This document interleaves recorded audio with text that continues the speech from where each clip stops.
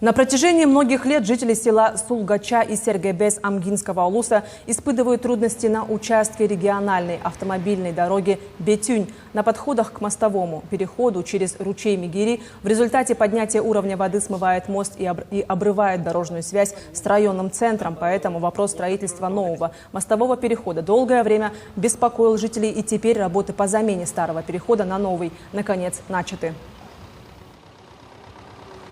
Те объемы работ, которые предусмотрены в контракте, мы уже отмечаем, что недостаточно в нужном объеме предусмотрены. Поэтому на данном совещании рассмотрим также возможность увеличения объемов работ для того, чтобы те участки дорог, которые не подпадают под действие данного контракта, также были в последующем отсыпаны, увеличены объемы.